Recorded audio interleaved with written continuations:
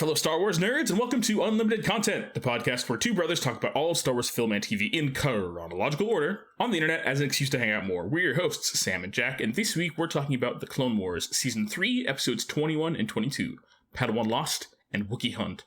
Sam, it's the end of Season 3. We have reached the end of the third season of The Clone Wars. We did it! Oh my gosh. It's very exciting. We're almost halfway through Clone Wars. We're actually kind of halfway already because the latter seasons are shorter. Like, I haven't done the counting, but we've got 4, 5, 6, and 7 left, but 6 is very short and 7 is shorter than normal. 7's like 12 episodes? 15 episodes? Yeah. I think it's 12. Okay. Something like that. Yeah. I think it's 3 4-episode arcs, I believe. But yeah. And then season 6 is only like 6 episodes or something. Wow. So it's we're getting there. We're moving at a clip. How many episodes in Clone Wars? 133. And we're... Okay. How many episodes in are we? I'm going to say 66.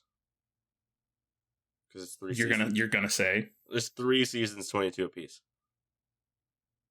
Oh, I guess that's true. Yeah. So 66 out of how many? How many total? 133, so we're almost at the halfway point. Okay, cool. Yeah. We're getting there. Yeah. Well, cool.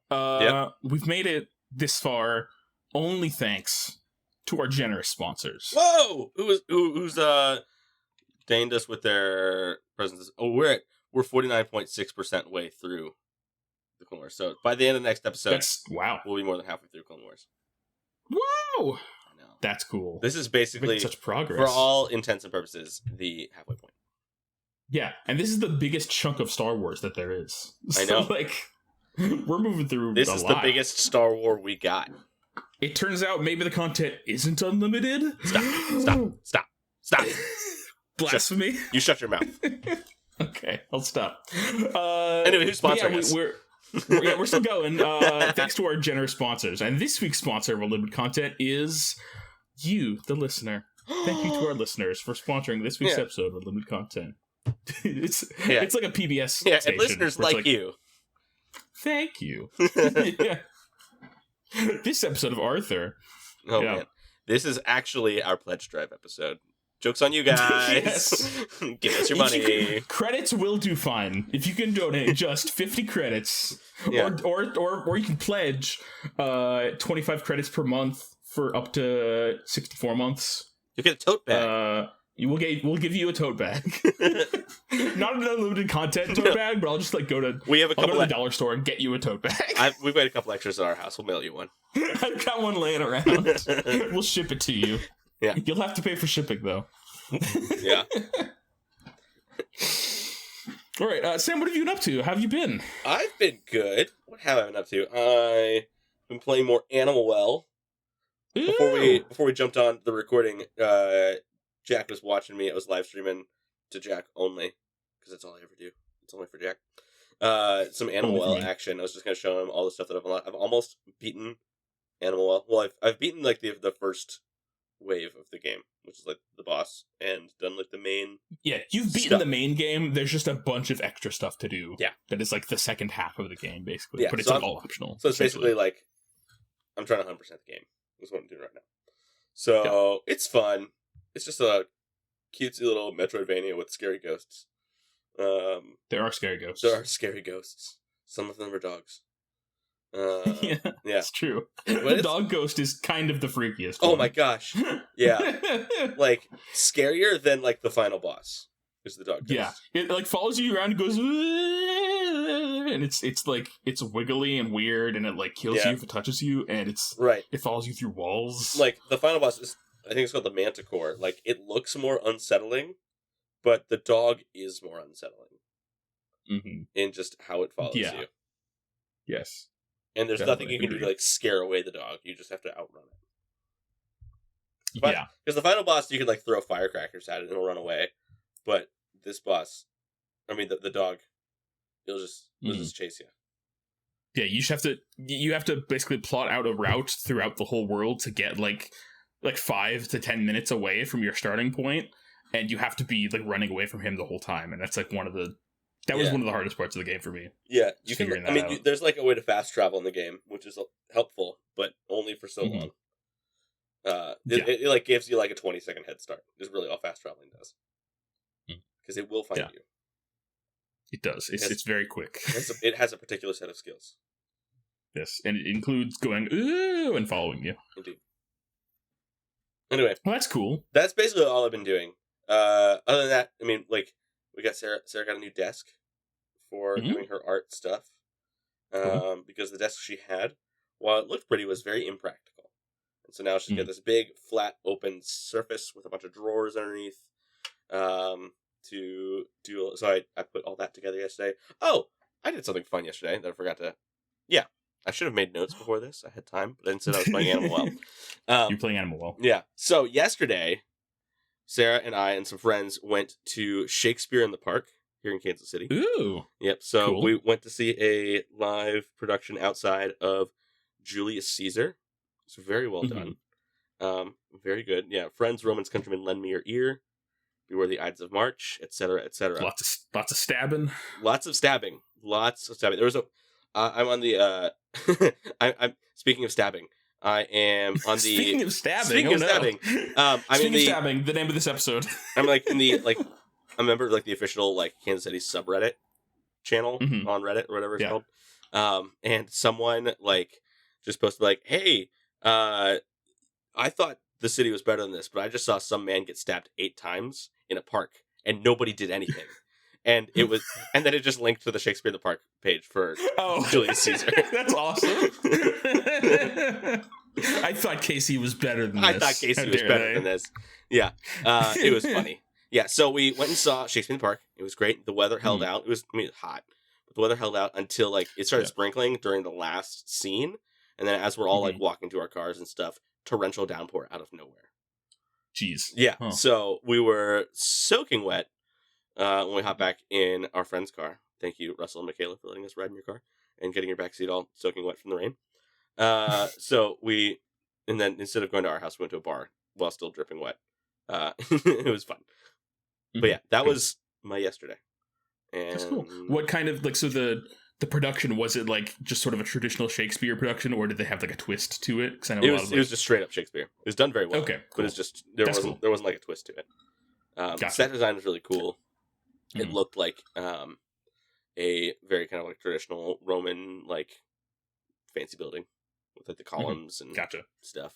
Yeah, I feel like half the time whenever there's Shakespeare in the Park or something, it's like there's either like, you know, I mean, all the original lines and everything, but I feel like a lot of Shakespeare productions will, you know, be like, it's this, but it's actually set in 1960s New York or something, or it's like, yeah, it's like a different era and different aesthetic and costumes and stuff, but all the lines are still the same, that kind of thing. But I feel like I've seen more Shakespeare productions like that than I have like traditional ones. But I don't know.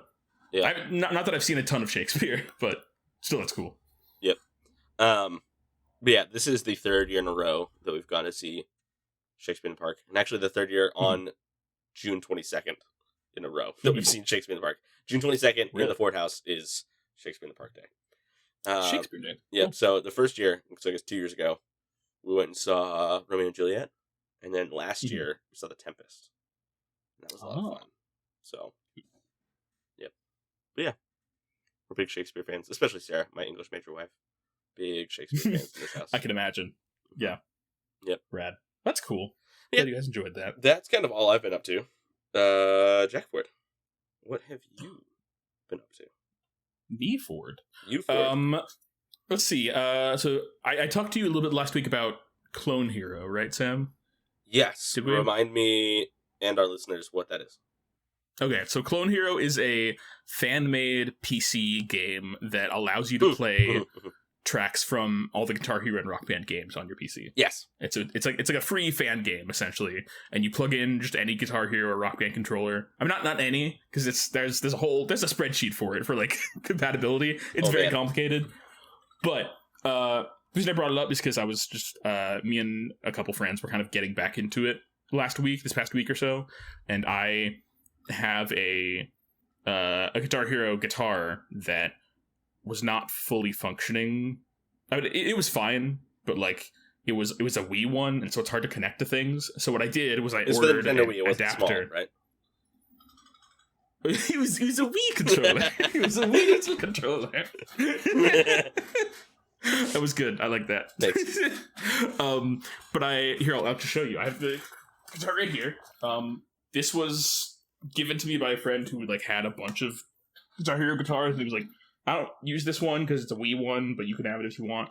So I took it, and it's a Guitar Hero World Tour one, nice. I think. Nice. And as you can see, this is where the Wiimote usually goes. Indeed. So this is how the way the Wii versions of the controller works is you put the Wiimote inside that, and that's like the wireless transmitter and the tilt functionality and everything, and the battery all goes in that. But of course, because it's like you can connect to your PC via Bluetooth, but it's kind of finicky. And anyway, I wanted a more consistent way to connect it, and I also wanted to be able to use it on my PS3 and PS4 and stuff. And so I went on Etsy and found there's a bunch of these, but the one that I got it from is a store called Retro Cult Mods. Cool. And they make Guitar Hero Wii controller adapters. So it's a little it's a PCB with a few USB ports on it inside of like a 3D printed case. I see it. Yes, there it is. And you just take I'm showing Sam visually, but you can imagine, listener. You just plug it into the controller, like here's the Wii bit, and then the Wii bit, just a little bit.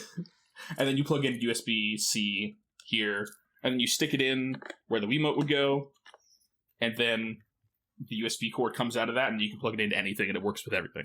Nice. So, yeah, and it was like $15 on Etsy. Oh, phenomenal. So, yeah, a lot better than trying to find the one current like new guitar controller that you can get that is always out of stock and that costs $130. Yeah, no. Don't do that. So I finally got that, and so I started messing around with it and playing, and I put some Clone Hero. I also got the Beatles Rock Band for PS3 because it is probably the best Rock Band game, at least in my opinion. Because it's like, as opposed to all the other ones where it's like a collection of music from all across rock.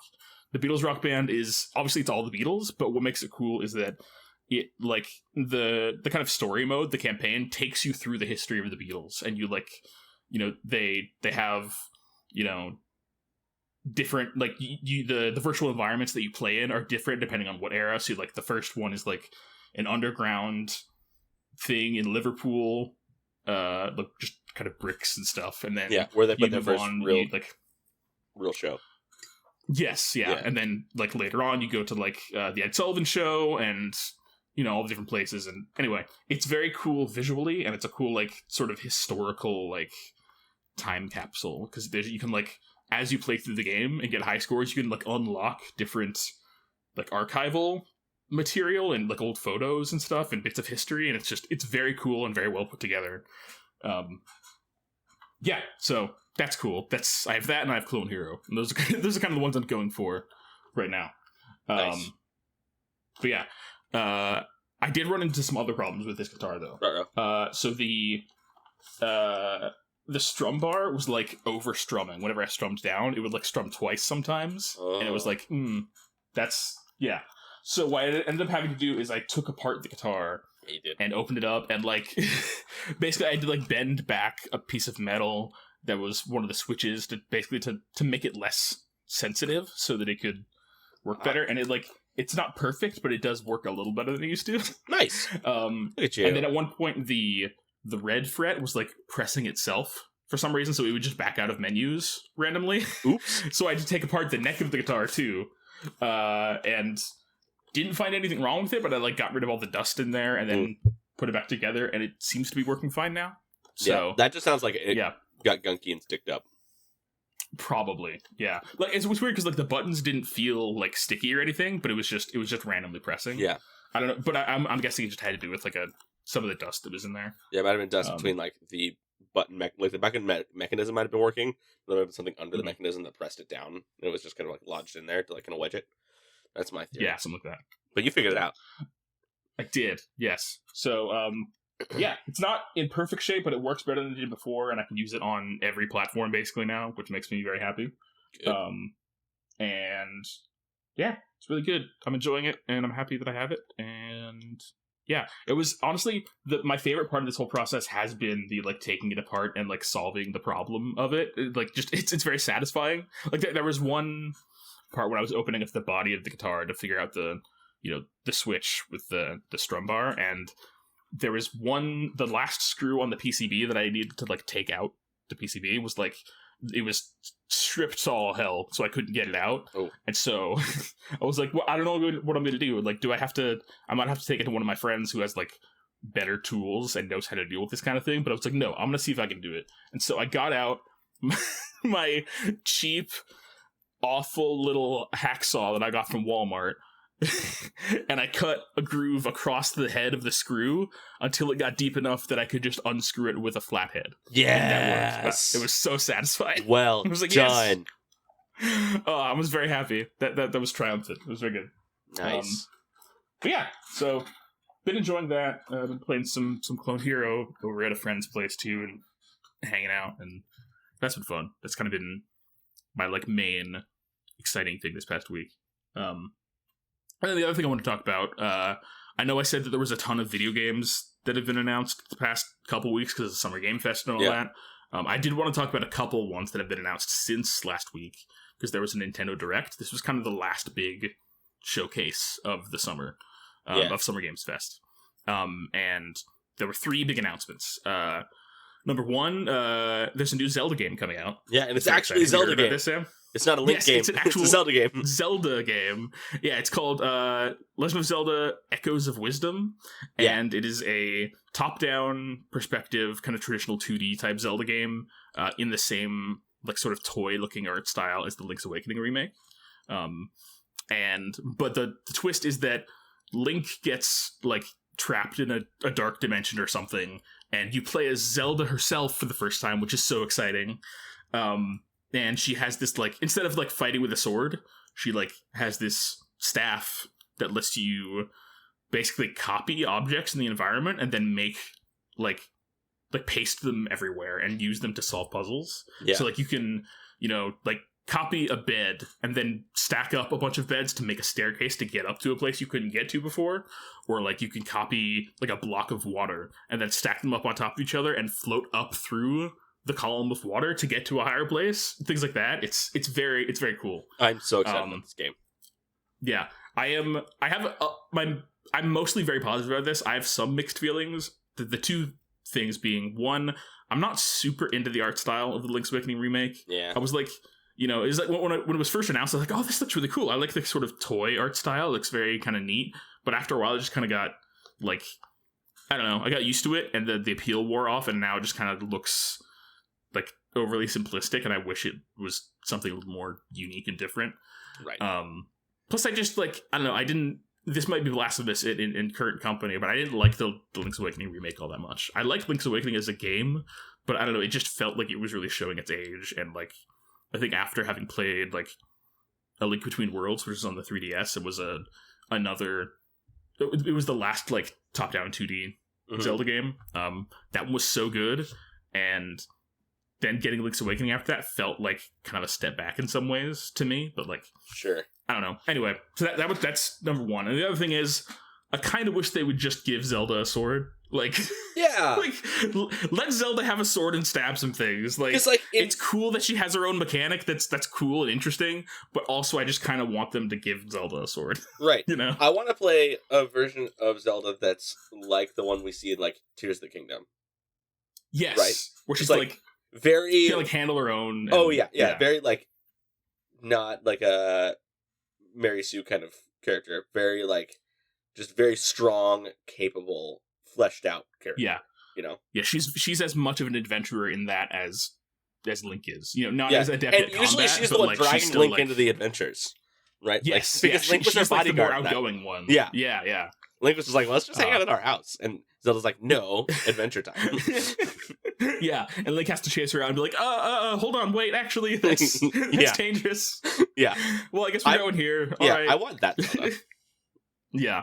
I would love to see, I hope this is not the last game we get where we get to play as Zelda, as a playable character. Yeah, I wonder if this is it's like a safe trial balloon kind of game. I'm wondering. Mm-hmm. Yeah, I hope that's the case, because But yeah, overall, I'm really excited for this game. I think the new mechanics look really cool. I like that they're kind of they're going back to a 2D Zelda, but they're taking some inspiration from the more open-ended creativity aspects of Tears of the Kingdom and Breath of the Wild, like getting to kind of make your own solutions to things and be creative. Like sort of systemic gameplay as opposed to like specific solutions to specific problems gameplay, you know? Yeah, I'm excited about it. That's very cool. Okay, so then there were two more games that were announced. One of them was the biggest reveal of the show was Metroid Prime 4.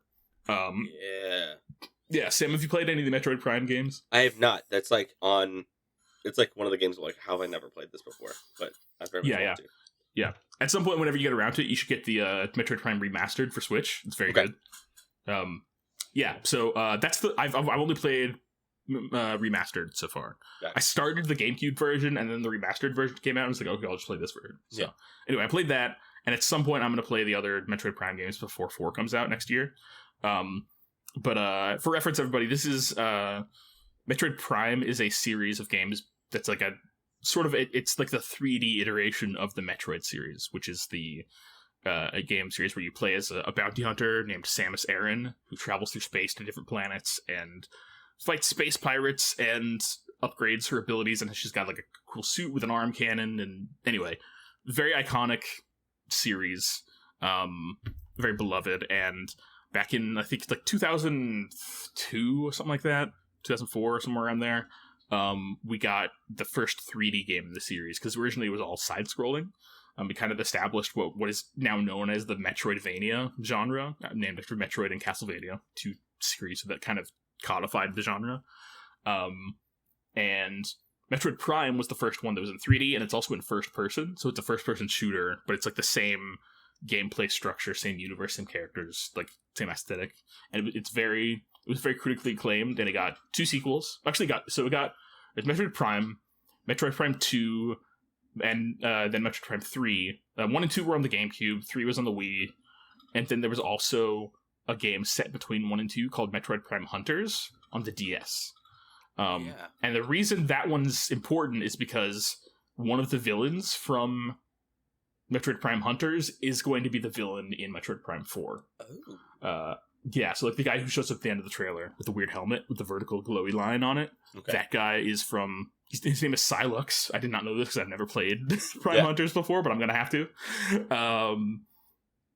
He's in it, and people are very excited. And the reason this is such a big deal is because the last time that a Metroid Prime game came out, Metroid Prime 3 was like 2007 or something, and then people have been wanting a new Metroid Prime game for years and years since then. And then, let's see, back in 2017... they finally announced Metroid Prime 4 was in development. They basically just revealed like a little logo, and then it said like, now in development, Metroid Prime 4, and people were very excited. And then we heard nothing for 2 years, at which point Nintendo was like, hey, you know how we told you that we were making Metroid Prime 4? Well, we're starting over. Because the version of the game that the studio has made so far, we're not satisfied with it, so we're scrapping it, and we're giving it to a different developer, and they're going to make the game. So then they restarted development at that point. Wow. So that was 2019, and now in 2024, we've heard nothing since then. And now in 2024, we finally got a reveal trailer that actually shows the game and the gameplay. And it's very exciting. People are very hyped for it, and it's coming out next year. And people are anticipating that this is probably going to be a cross-gen game, so it's going to be on Switch, but it's also going to be on whatever Switch 2 is. That's what people are guessing, because it's coming out next year. There's going to be, we don't know any details about it yet, but we do know officially that they're going to be talking about, I think maybe later this year they'll reveal it. But yeah, next year we're getting whatever the successor to the Switch is. Yeah, because they announced the Switch like 2015, something like that. Yeah, it was like my senior year of college, I think. Yeah, the Switch came out in 2017. Okay, yeah, I feel like they announced it while I was still in college. Mm-hmm. Yeah, but yeah, so that's very exciting. That game it looks great. Fun fact: the studio that made the original trilogy and that is now making 4, Retro Studios, is based in Austin. Hey, so yeah, it's one of the few I think it's the only American-based Nintendo first-party studio. So it's Nintendo's only studio that is in America. The rest of them are in Japan. Nice. Way to go, Austin. Yeah, way to go, Austin.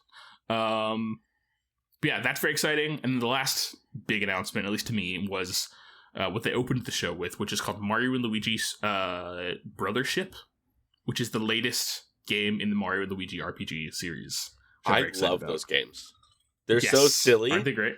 It has Muppet vibes. Like, it's just very fun. Yeah, it's that fourth same funny, sort of, fourth like, wall, clever, witty. Yeah. Yes, very silly, it's great. I love it. It's so fun. So yeah, they announced this new game it's the first game in the series that's going to be in full 3D as opposed to a 2D game, what that all the other ones have been.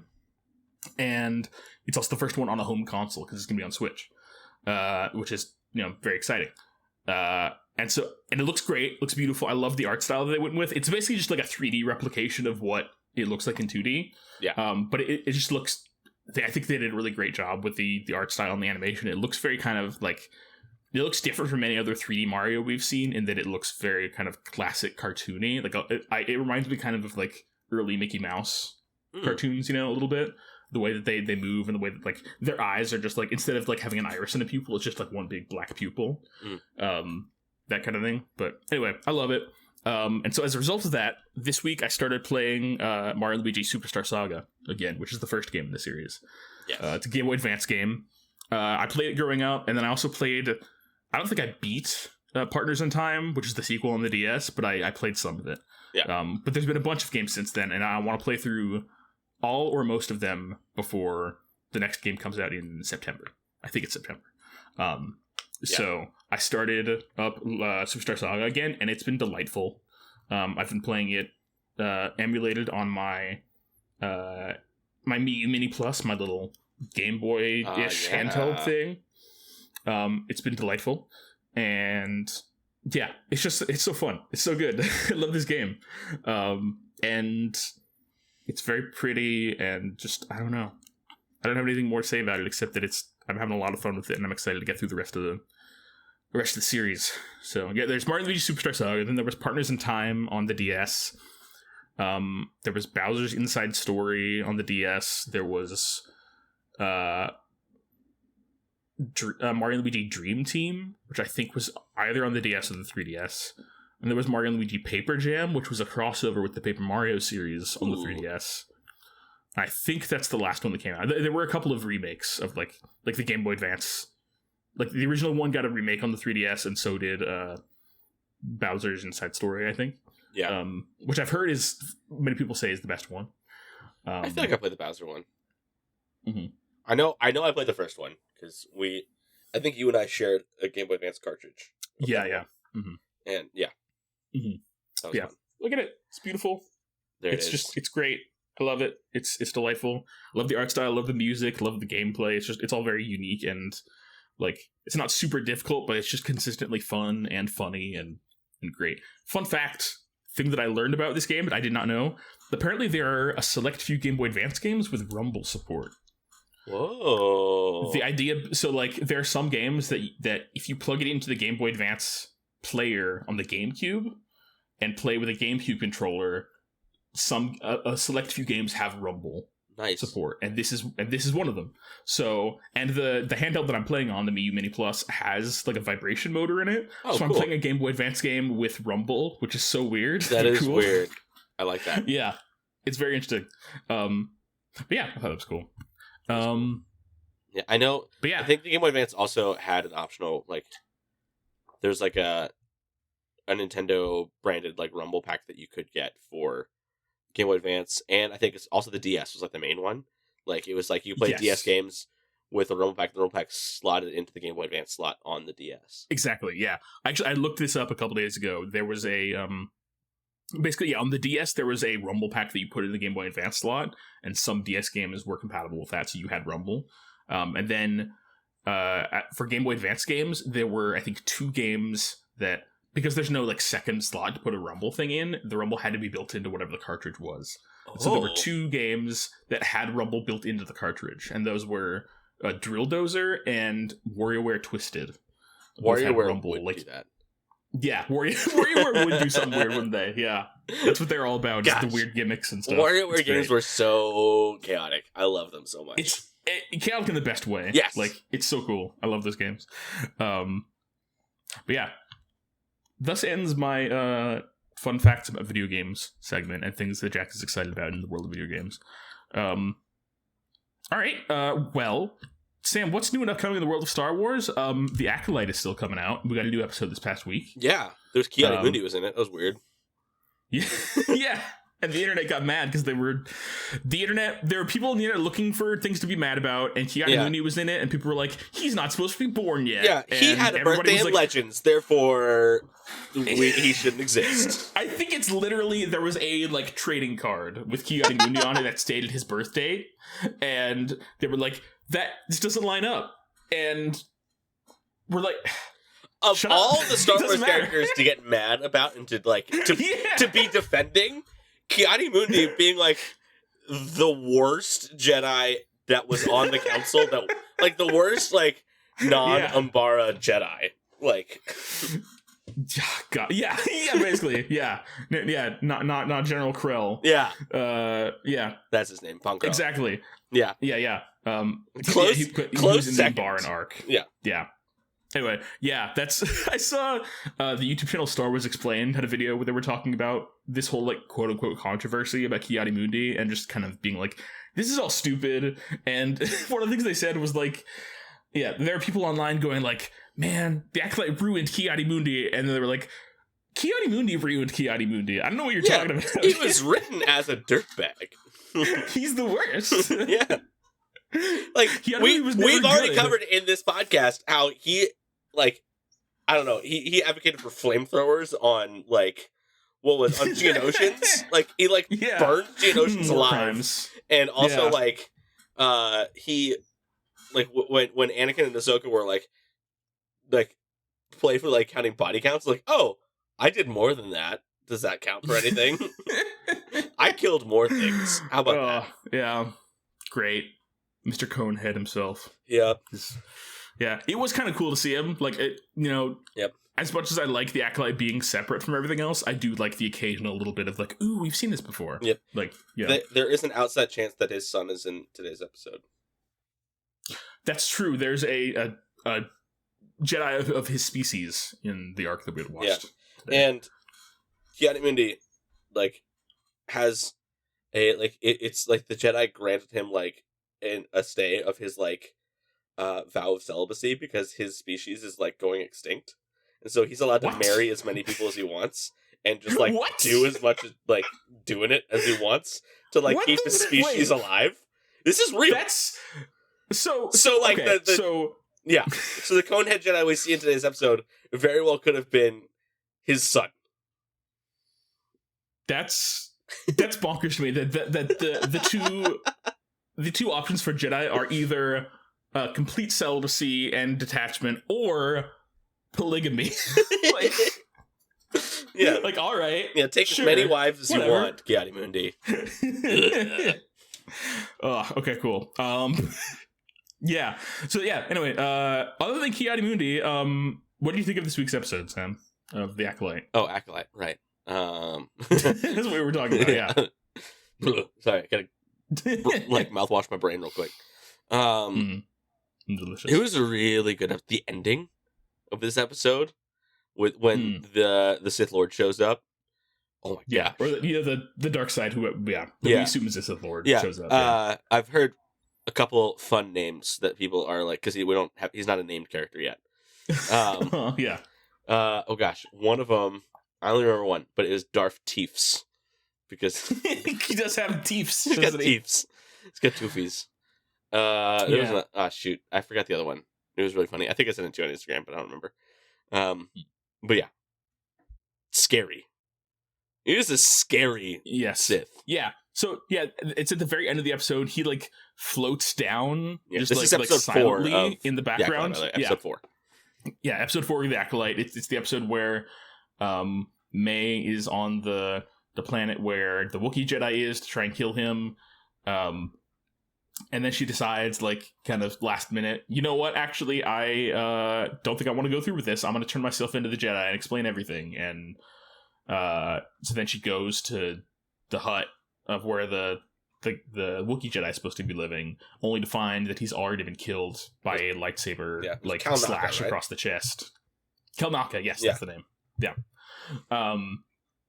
And yeah, I'm a little disappointed that we didn't get more of him. I wanted to see more of the Wookiee Jedi in action. Yeah. But yeah, we only really got like that one scene like at the end of episode 2 of him. Like, he's just like out in the field like fixing a speeder bike or something while they were like trying to convince the twins to join the Jedi.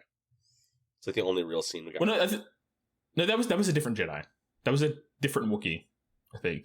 There have been two Wookiees. Because Kelnaka has been like in the woods by himself this whole time, right? No, but this was the flashback scene, the flashback episode where like they're on. It was a flashback.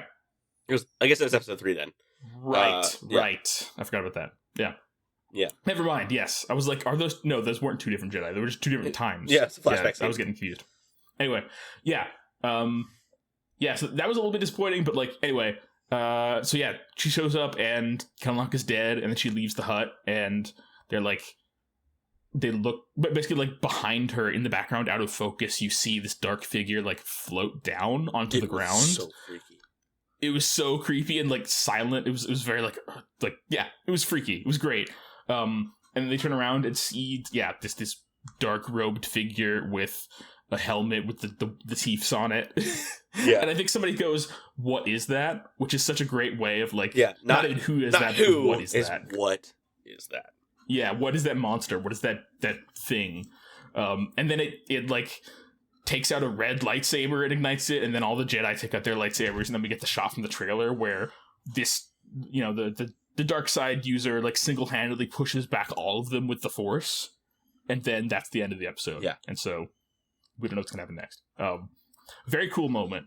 And I guess the other thing to talk about with this episode is the whole like May walking through the woods through the forest with Jason from The Good Place, whatever his name is. It's seeming more and more like he's giving the vibe of like he's subtly manipulating, he's sort of Palpatining. Like very Palpatine. Yeah, it definitely feels like this is going to be he's the secret master or something. Yeah. There's more than meets the eye with this guy, basically. We were talking. That was kind of cool we were talking in the unlimited content group chat with Cal and Jason. I think we all are in agreement that Khmer is probably the Sith. Like it's like either he's the Sith or he is somehow like he's like an inside, like he's like a kind of a secret agent sort of spy on the inside for this guy. Like, yeah, I would imagine it's probably more likely that he just is the Sith Lord, and that's that's going to be like the twist at some point. But anyway, because he's carrying around this big helmet-sized bag around with him. Oh yeah, I guess he was. I guess you could describe it as helmet-sized if you wanted to. That's what Twitter called it. It was that helmet-sized bag. A Darth Teef's helmet-sized bag. Yeah, I like the idea that he just had like his cape and his robe and his weird helmet in that bag the whole time. Yeah, and then it's great. But I thought this was. I have mixed feelings about this episode. Like I'm excited about what it's like leading to, and that obviously like the ending moment was really cool. But I feel like the turn in May from being like I'm gonna kill all 4 of these Jedi and I'm gonna be I'm gonna get revenged. I'm gonna my words aren't working, but I'm gonna serve my master, and it's gonna be great. And that's what I want to do. And then, like halfway through this episode, or like 2/3 of the way through this episode, she just suddenly decides, you know what? Actually, I don't want to do this anymore. And like it just kind of felt sudden to me. Like it wasn't fully like foreshadowed enough, or like it didn't feel as earned as it should have been. Maybe. What do you mean? The idea that the idea that she just kind of suddenly was like, you know what, actually I'm not going to be serving this Sith anymore. I'm going to go turn myself in because I don't want to do this anymore. Yeah. Like to me, it felt a little too fast. Like when she first did it, I thought it was a trick. I thought what they were doing was like, she was like pretending to like to break away, in order to like coax something out of the guy that was with her, to like trick him into saying something or revealing something about himself. I thought that was what they were going for, but no, she just genuinely wanted out. Which, I don't know, I just feel like they didn't spend enough time establishing like her, like, I don't know, at least to me, the way that I read it felt a lot like she was like genuinely in this, like she was in it for the long haul with this, whatever this thing was. Like she was scared, but like not so much that like he was gonna like scare her away from doing the task that she'd set out to do. But that's just, I don't know, that was the way that I saw it, at least. Sure. I don't know, they kind of did, they glossed over it, but there's kind of a blink and you miss it kind of like explanation. It was like, this whole time I've been fighting because I've been fighting for revenge for my sister, and my sister's alive, so why am I fighting anymore? It was kind of like, but it was like a blink and you miss it kind of thing. Like, it should have been clearer that she was like going the dark side route to avenge her sister, and like, but that was like the only time she said it, and it was the time when she like decided it was stop. I felt like they could have let that breathe a little more, or like just added more in to foreshadow that, or to like or just mention it more than once, demonstrate her uncertainty a little more, you know. Mention it more than once. You know? Exactly.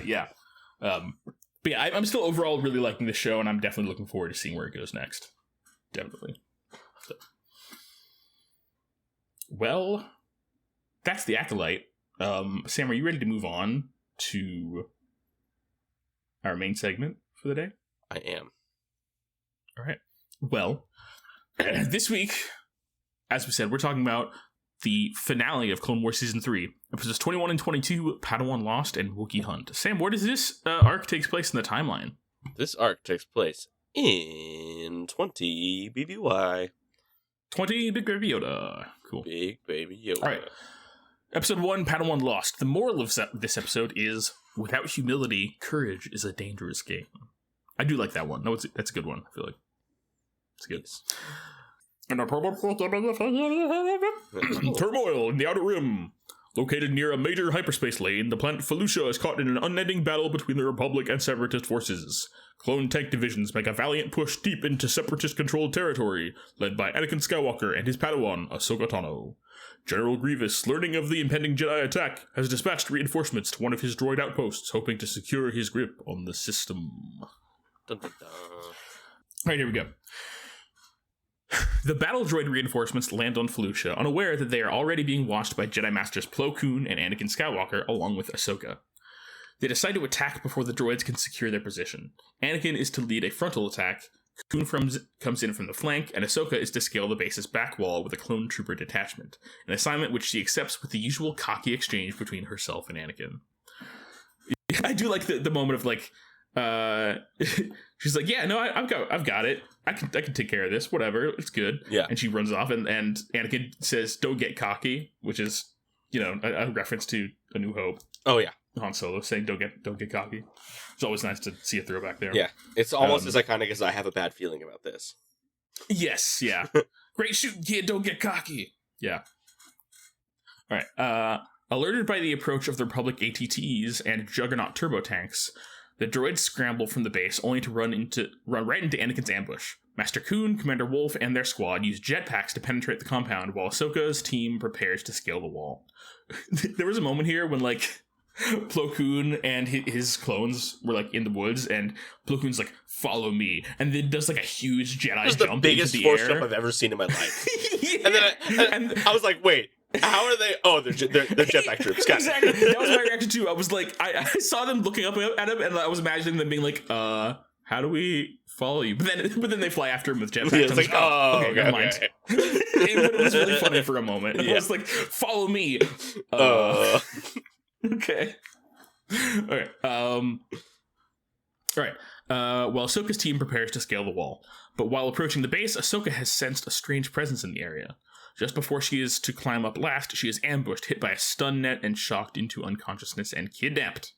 She comes to, locked in a cage inside a Trandoshan transporter, where she learns from a fellow prisoner that she and the others are to be used as a prospective hunting trophy for a group of villainous Trandoshans. To make matters worse, the leader of the capturing party decides to give Ahsoka to his son Dar to prove his mettle. Dar. Ahsoka and her fellow prisoners are brought to the Trandoshan moon Waska? I don't know. And deposited on the Briar-infested Island 4. Under the initial fire by the villains, some of the prisoners are gunned down immediately, but Ahsoka manages to hide in the nearby Briar Forest. This is a cool setting. Like these woods, it's like very like it's just a ton of like big, like giant branches of trees and trunks, like all sort of entangled together in this big like web. It's very interesting. It is super cool. Yeah, it's very cool for like a setting for like it's a place where people can like have lots of places to hide, and it's very sort of maze-like, right? Which makes for like I imagine makes for an interesting hunt for the. I was thinking like this would be a great paintball course. Exactly. Yeah.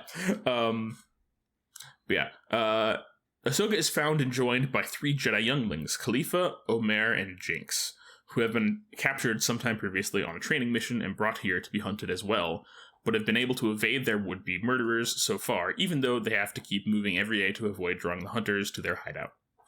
Ahsoka finds the 3 younglings who have been forced to fend for themselves for too long, despondent and grim, fighting for their survival and no longer expecting any help to come. The next morning, the Trandoshans open the hunt, and Ahsoka has to learn that their harsh experiences have hardened her comrades to the plight of others, as the hunters kill 2 of the prisoners who arrived with Ahsoka.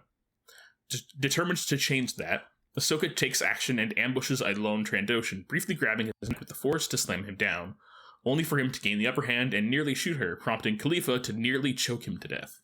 After Ahsoka stops Khalifa from killing out of hatred, the hunter calls for help, forcing them to retreat. Having survived the day, Khalifa unexpectedly professes hope that Ahsoka, as an advanced learner in the use of the Force, can help them recover what they have lost. Drawing on her military experience, Ahsoka begins to formulate a plan to strike at the Trandoshan's base.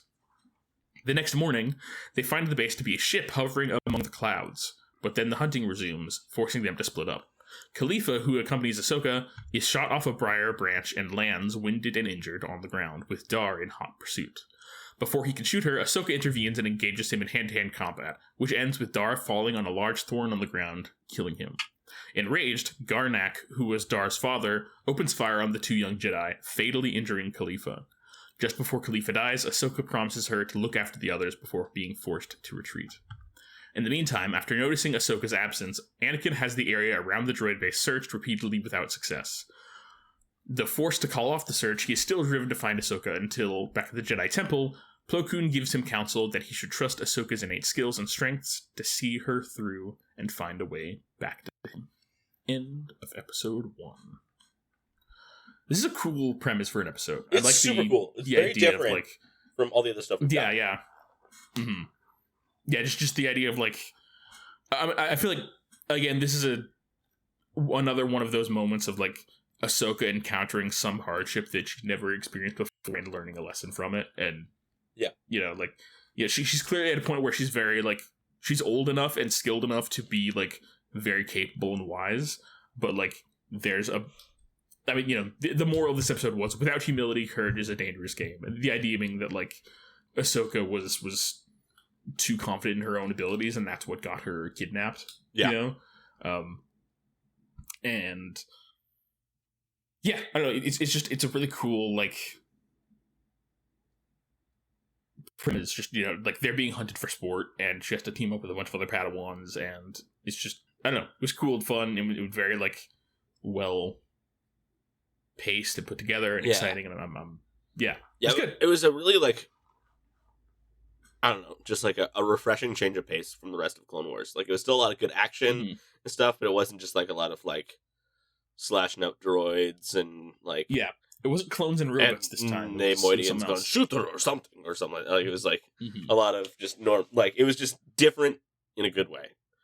Yeah, it was very much a cat and mouse thing as opposed to a big conflict. Yeah, which was cool. Yeah. All right, let's move on to the second half of this arc, Wookiee Hunt. We get to see Chewbacca in this one. What? Yeah, that was awesome. Getting to see Chewbacca. I was like, like I did not expect to see Chewie. This is his first canonical appearance. Not his last in the prequel era either. which is nice. And not his first on this podcast, because we saw him in the holiday special before this.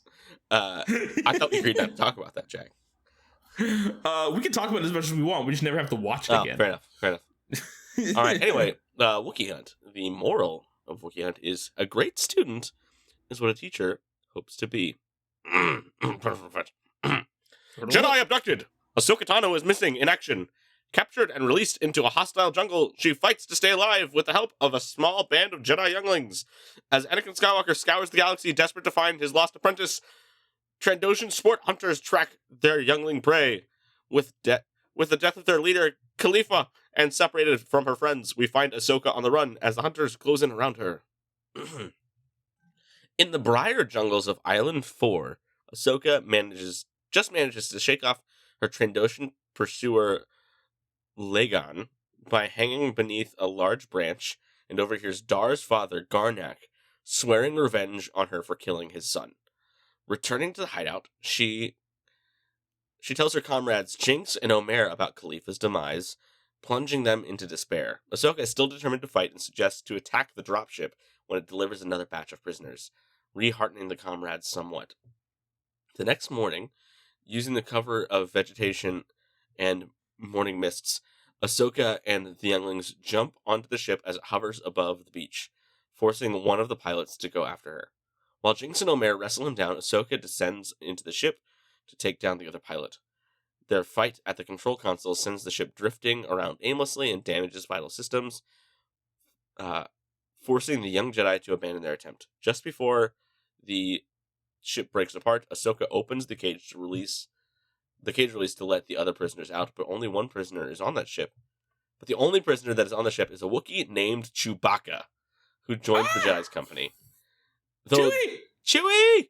Though their escape attempt has failed, Chewbacca announces that he can contact his nearby homeworld of Kashyyyk for help if they can get their hands on the ship's wreckage to construct a transmitter.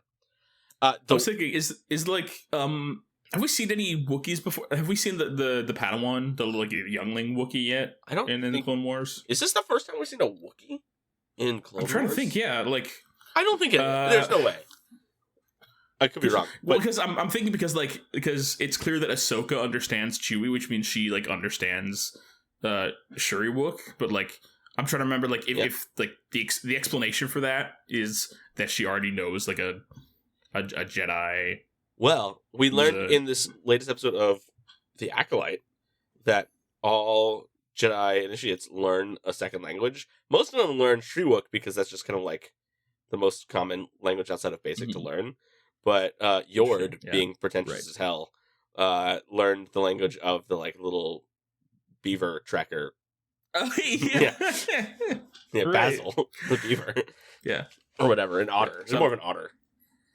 Mm-hmm. Yeah. I'm scrolling through real quick to see if I can find what the first appearance of what Wookiees are canonically in the Clone Wars, or like the prequel era. I mean, yeah. Well, let's see. The Acolyte, obviously.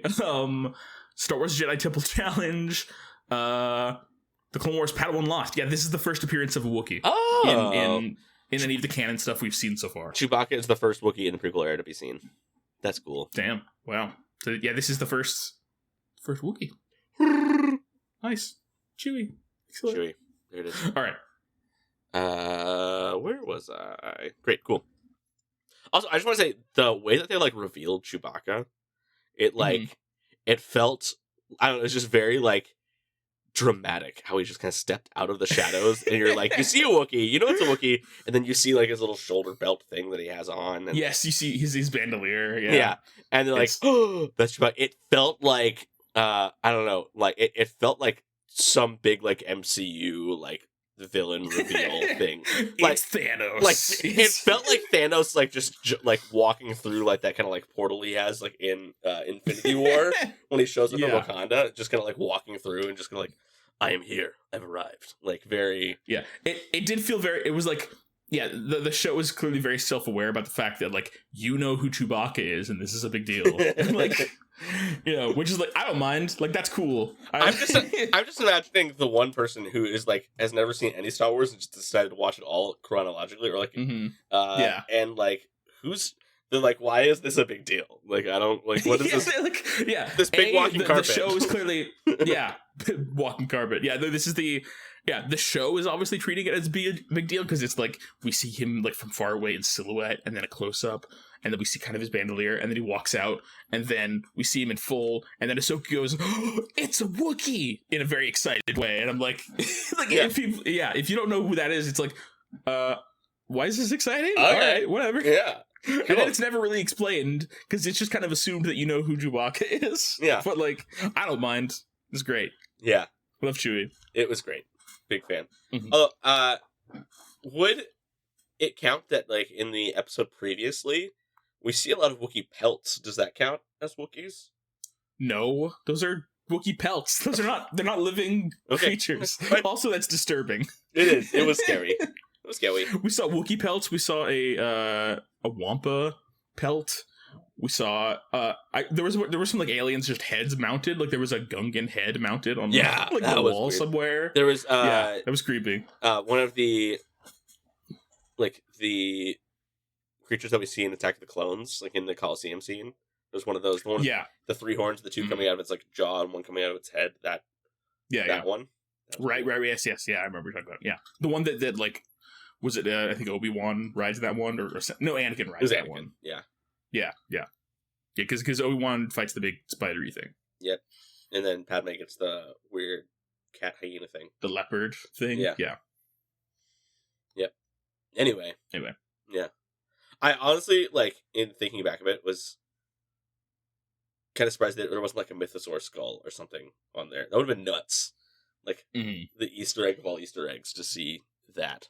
Gonna pop up. Yeah. The idea that these random Trandoshan pirates who hunt things for sport just happens killed a mythosaur. Killed a mythosaur. Yeah. All right, let's get going. And there's just one. Like it's the mythosaur. It's not like yeah. We killed the mythosaur. Yeah. Sorry. Yeah. Mandalorian canceled. Doesn't count. Dang. Anyway, under the cover of night, the Jedi and Chewbacca sneak back into the ship, which is, however, being patrolled and guarded by a sniper post after the Trandoshans have become aware of the younglings' unexpected new boldness. While Omer and Jinx take on the sniper, Ahsoka and Chewbacca sneak into the ship to collect the necessary parts.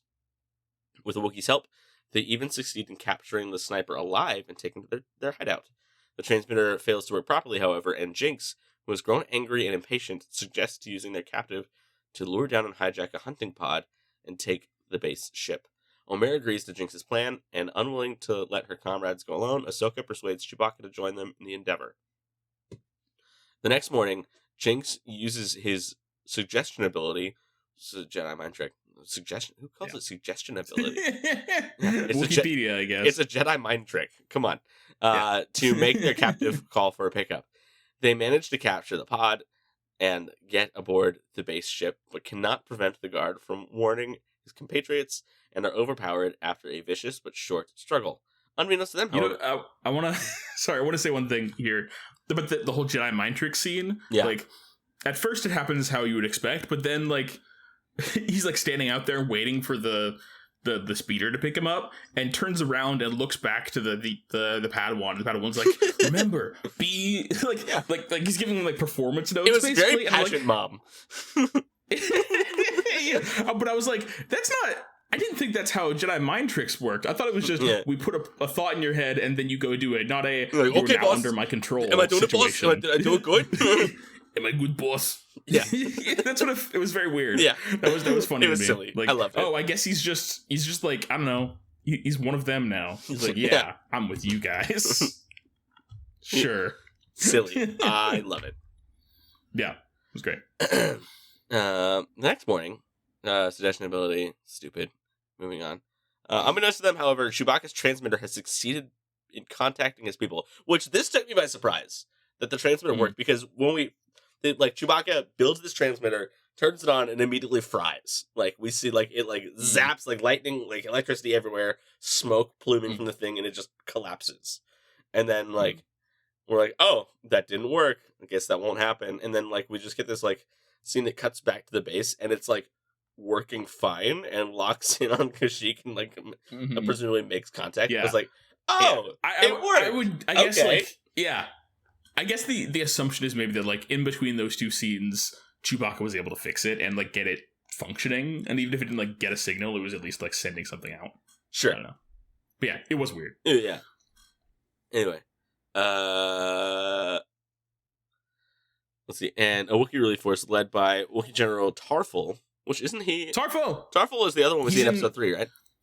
Yeah, he's in Revenge of the Sith. He's the one with the big helmet. Yeah, we see him in his helmet here, and we see him in Revenge of the Sith. Are Tarful and Chewbacca the two that Yoda says goodbye to at the end after Order 66? I think so, yeah. Yeah. Yes. Okay. Yeah. It says on his Wikipedia page, Tarful helped facilitate Yoda's escape and continued fighting against the tyranny of the Empire in the following years. Yeah. So okay. Cool. He was the other one. Yep. So Tarful was aided by the bounty hunters Sugi and Seripas. Arrived just in the nick of time to save them. While a firefight erupts on the lower deck, killing the entire Trandoshan crew, Ahsoka follows Garnak into the bowels of the ship and defeats him in hand-to-hand combat. When she still attempts to... This fight was cool. It was just... Yes! It was like... Oh my god. It was like a nimble, like, small Jedi with, like, using the Force and using, like, being able to, like, predict Garnak's, like, moves and all that stuff. But Garnak was just using sheer brute strength to keep up. Yes. And, like... Yeah. What the coolest part for me was, like, when Ahsoka tries to, like, force push him, and he just digs his claws into the deck of the ship and just, like, holds on. Yeah. And just, like, bears, like, the beating of this as a force push. Yeah. It is, yeah, it's very much brute strength versus, mobility. Yeah. Basically, yeah. That was cool. I also wanted to mention a couple things. One is the fight that's going on outside with, like, the other Padawans and another one of the Trandoshans. There's, like, two of them are fighting a Trandoshan, and at one point, one of the Padawans gets, like, thrown away in the other direction, and then he, like, runs and jumps and starts doing, like, a spinning kick towards the Trandoshan from the side. Yeah. And then the other Padawan force pushes him so he moves faster through the air at him, cool. like, turning him into a bullet. It was, like, that was so cool. That was wild. Like, that's awesome. Like, why haven't we seen more of that? They need to be teaching the other Jedi how to fight, because that was so cool. No kidding. It was so creative. And the other thing is, cool little, like, Easter egg, the two bounty hunters who are flying the ship that the Wookiees are on, Sugi and Seripas, they're two of the bounty hunters that we saw in the Seven Samurai episode. Oh. Yeah. So we've seen them before. Cool. So it was nice to see them again. I didn't even notice. All I saw was Wookiees in that scene. I didn't even notice that other. Yeah. That's cool. Mm-hmm. Nice. Yeah, it was the Zabrak female bounty hunter, and then the little guy who's in a robot suit. And Seripas. I'm just looking at their pictures right now on Wikipedia. Yeah. Oh, yeah. I remember them. That was fun. Yeah. Okay, great. Yeah, it was just, oh, I remember them. That was cool. Like, just out of nowhere, like, oh yeah, these bounty hunters that are, like, kind of cool. Like, they're like, yeah, they're clearly, like, doing something that's, like, not as... There are shittier bounty hunters out there, I guess, is what I'll say. Like, they're helping out the Wookiees doing this thing, and, like, they're getting paid to do it, but at least they're, like, not, like, doing something overtly evil. Right. They're basically like the keep the car running people. That's kind of what they are. Yes. The getaway driver. Yeah.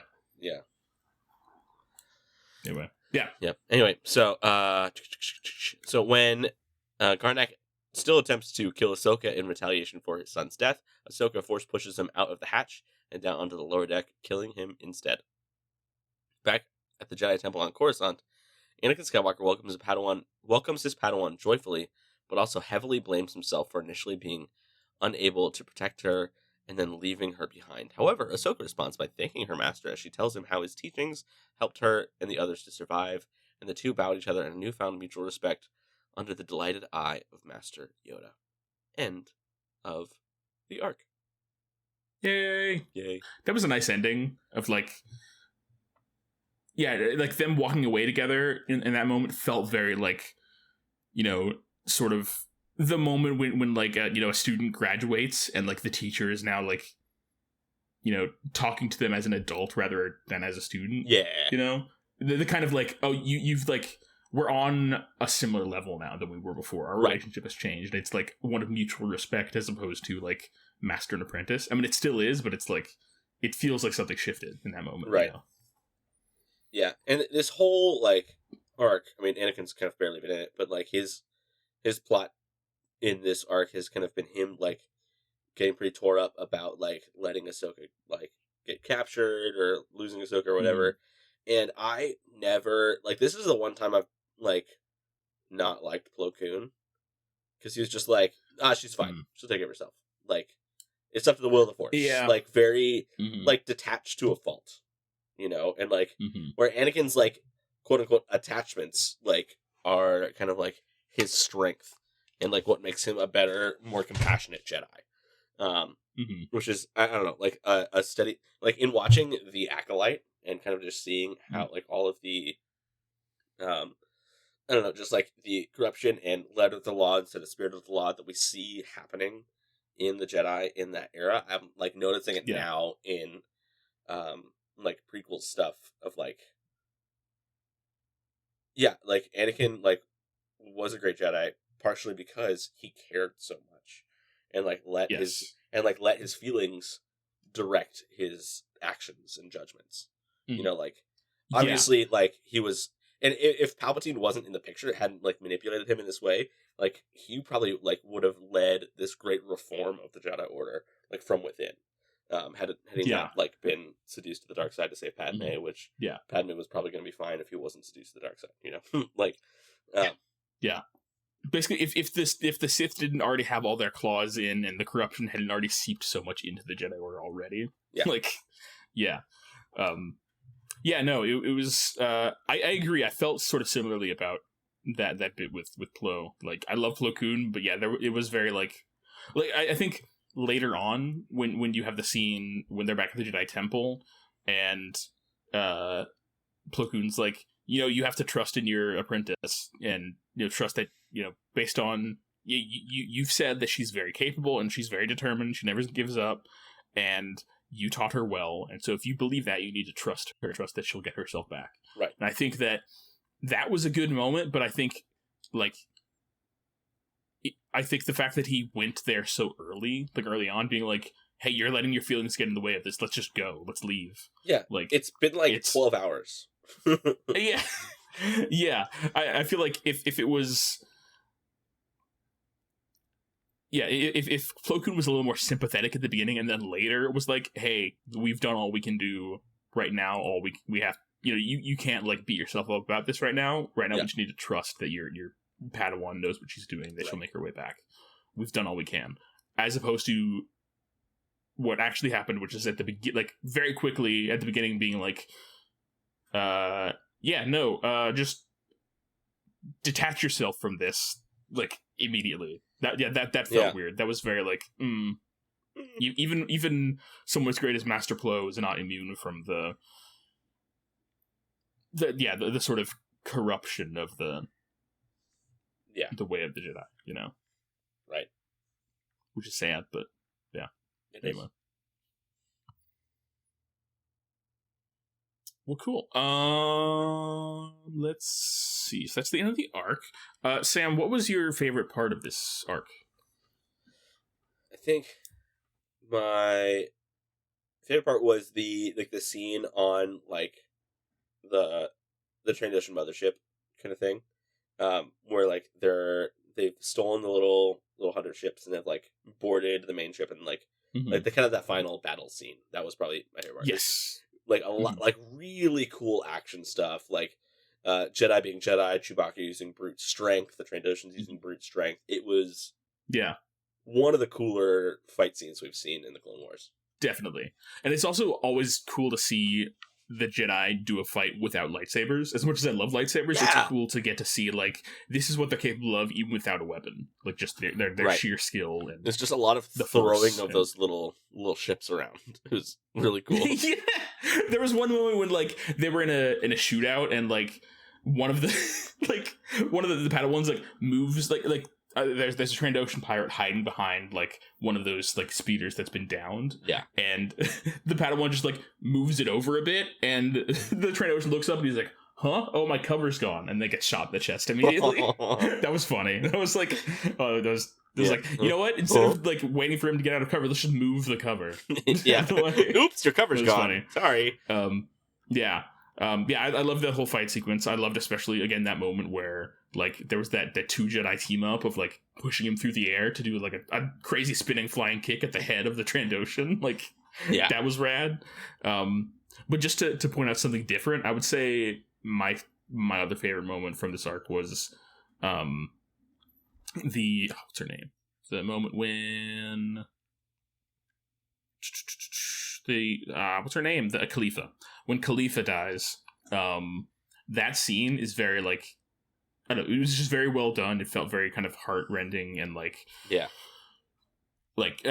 just the way that scene looked was very like, it was very well framed, and you got this like, you had like the shafts of light coming in from through the brush, and it was very pretty looking, and it was very emotional, and we saw this like, I thought it was a cool like, also like premise for a moment where like they're hiding from these snipers, but they're like they're basically safe for the moment because they're right there, but the snipers can't get any closer to them, and so like, I don't know, it was a cool like moment of tension, and they like, oh, I have to leave and like leave this person behind, and it was a great dramatic moment, and it was very well shot and like just visually like framed and everything. It was really nice. It was a moment that stood out to me. It was a good moment. Rip Khalifa. RP. In the arms of an angel. Anyway, who's the MVP of this episode? This arc? Chewbacca. Yeah. Okay. Yeah. I was gonna say Ahsoka, but like, let's give it to Chewie, because Chewie will have less opportunities, and also he calls the Wookiees. Yeah. And also, he's like, he definitely deserves it. Yeah. They wouldn't have been able to take the big ship if it weren't for Chewbacca. Yeah, right, because they wouldn't have gotten the support back. They wouldn't have been saved if it were not for Chewbacca. Yeah, like literally, Chewbacca was the linchpin in this whole thing. Like, Ahsoka would have gotten them maybe to the ship, but like they would have just been sent back to the island or just killed. Like, it was Chewbacca was able to like pull all the little pieces together to get it done. Chewie. Yeah. Well, cool. Let's see. Main character kills. Ahsoka gets 1 kill. 2. She kills the. What was the other one?